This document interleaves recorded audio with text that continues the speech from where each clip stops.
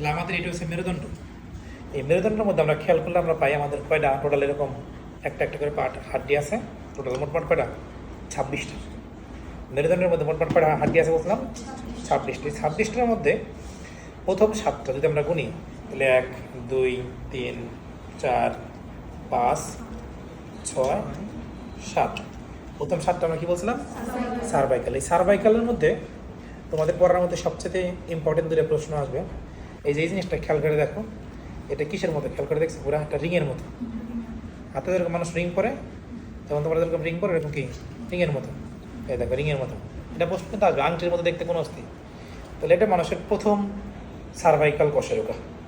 এইটা second cervical কশেরুকা, 2 নাম্বারটা।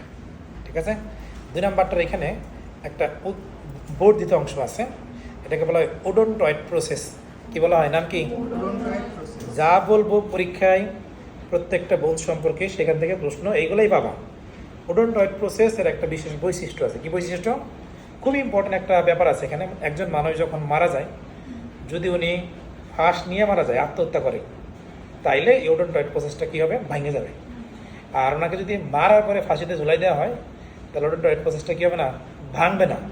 তার মানে অনেক কেস আছে, ক্রিমিনাল কেস যেগুলো আছে, এগুলো কিন্তু ওডোনটয়েড প্রসেস দিয়ে বের করা সম্ভব, কোনটা আত্মহত্যা করছে আর কোনটাকে মারা হয়েছে, মার্ডার করা হয়েছে।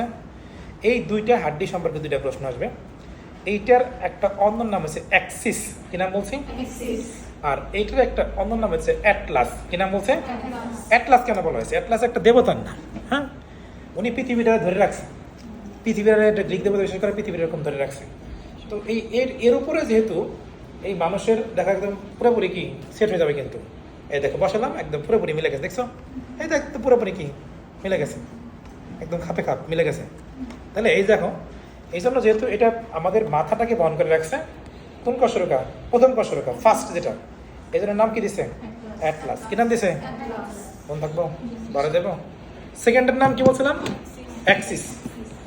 এরপরে তো এগুলো সম্পর্কে আমরা ডিটেলস আসবো। জাস্ট আপাতত এখানে আমি হালকা কি একটা জাস্ট মূল একটা ফাউন্ডেশন ধারণা দিয়ে দিছি।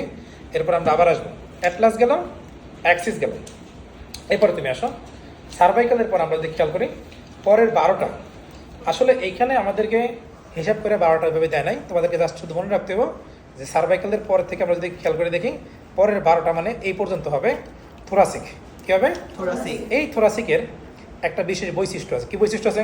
তুমি যদি খেয়াল করে দেখো এই থোরাসিকের মাঝখানে, এই যে এটা খুব ভালো মতো বুঝতে পারবা, এই যে শেপটা হয়, এই শেপটা কোন শেপ? খেয়াল করে দেখছো এই শেপটা কেমন শেপ? আমরা অনেক সময় কি বলি?